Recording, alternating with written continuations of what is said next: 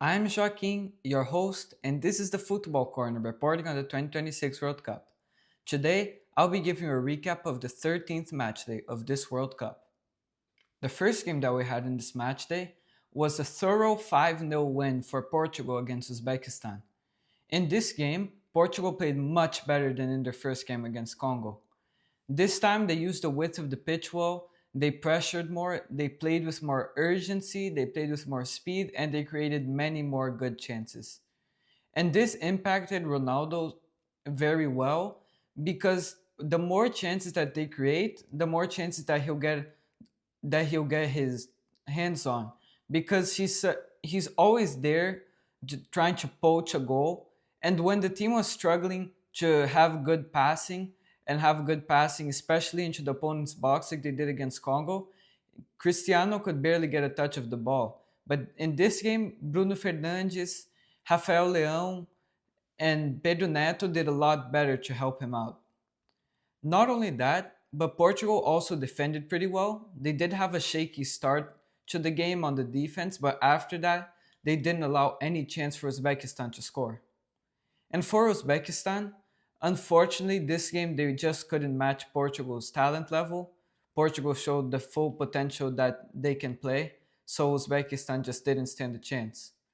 Although I think Uzbekistan could still improve on some things, their defense looked a bit slow and unorganized at times. Against Colombia, it looked much more planned and tactically disciplined. But similarly to the Colombia game, they got very tired in the second half. At least they showed that they're resilient and they kept counterattacking throughout the game. And they also shoot well from distance, as shown in their disallowed goal. Hopefully, they can stay in this World Cup because they're a pretty interesting team to watch. The next game that we had in this match day was a surprising 0-0 draw between Ghana and England. In this game, I think it came down to one main thing. England does not have the passers to break down a low block. Tuchel prioritized more physical and fast players over passers like Trent Alexander-Arnold, Phil Foden, and Cole Palmer. Although this is very helpful in end-to-end games where both teams are trying to attack, if the team playing against England sets up a low block like Ghana did, it will be very hard for England to break them down.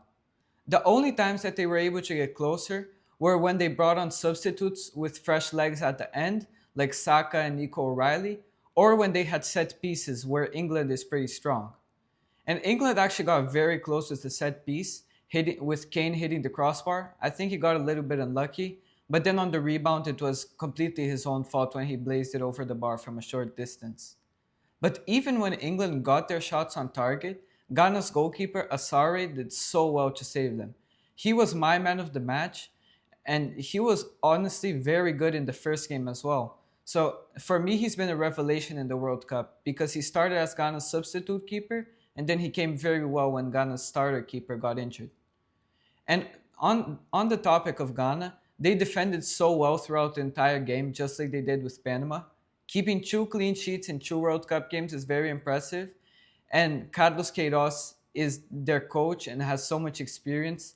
And I'm interested to see this team play more because he seems to have fully gotten his values drilled into this team. The only thing that Ghana needs to improve on is their midfield holding the ball for a bit more because even if they go on the strategy of defending and counterattacking, they still need to keep the ball for a little bit of time, and that just wasn't the case for this game. One last thing that I want to mention about this game is the refereeing. I thought Ghana should have got a penalty and Jordan Pickford should have gotten a red card, but the Jordan Pickford red card is more subjective. I can see it going either way, but I have no idea how Ghana didn't get a penalty. Esri Konsa tackled Adu, but he only touched Adu's body. He didn't get the ball at all. I think the reason that they didn't look at it is because the Ghanaian team didn't complain as much. And that's an unfortunate reality because it seems that the only way that some teams can get penalties is by complaining and really making the referee's life harder. Hopefully, the refereeing will be a little better in the next few games. The third game that we had in this match day was Panama versus Croatia, which ended in a crushing defeat for Panama with Croatia winning 1-0. Croatia wasn't particularly good in this game. They only had one moment of quality, and and that's what ended up separating both teams. For a team that has Croatia's stature and their talent, they should definitely have had better moments and won by more goals. But at the same time, it's good that they were able to finish off the moment of quality that they had. However, I do think that their defense was quite shaky at times. They got tested a lot by Panama, and just like in the first game against England, their midfield couldn't keep the ball at all. It seems that a lot of the players that they had before, Perisic, Modric, and Kovacic, are just past their best right now. They can't do what they used to do, and I think that this Croatian midfield needs a little bit of youth and some players who can have more energy and play for more minutes. For Panama side, they did do much better than I thought this World Cup in terms of performances. They held the ball well, they controlled the tempo in both games, and they had some good crossing and good build-up play. But what cost them this World Cup elimination was their finishing. They just couldn't take advantage of any of their chances in both games, and sometimes they made some mistakes. Like in both games, they committed too many players forward at times, and then they got scored on the counterattack. Panama honestly should have won both of these games by the way they played, but their finishing and decisiveness was just what set them apart from the others. Hopefully they'll be back in the next World Cup so they and with better finishing so they can show their true potential. The last game that we had in this match day was a tight 1-0 win for Colombia over Congo. Colombia won definitely one of my favorite teams outside of my nation, Brazil, and they play in a manner that's very exciting. Unfortunately for them, this excitement can be caused by both their great playing style and their bad game management.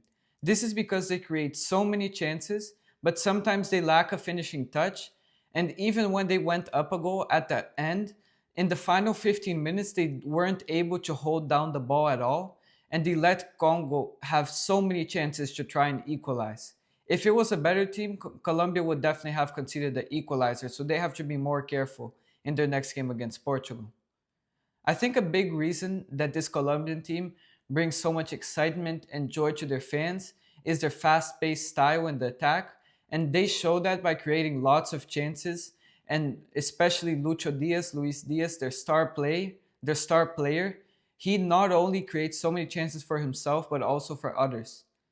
However, I'm afraid that he's sometimes not isolated, but they put too much pressure on him. He has to create everything for everybody, and James Rodriguez hasn't really been playing that well. And not only that, but Lucho Diaz plays very quickly, and Colombia needs a guy who can step on the ball, calm the game down, and control the tempo. So maybe they can channel their excitement into scoring more goals and getting better finishes. Although this is not just a problem for a player who can hold the ball and calm the team down, they also need to put in Cucho Hernandez, their backup striker, because Luis Suarez just hasn't been good enough in these two games.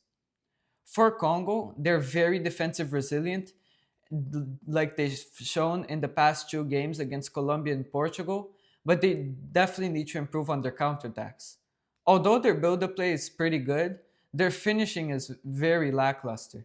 It seems that all of their shots went over the bar, and I think they lack a little bit of control and some shooting ability from outside the box, so that's something that they need to work on.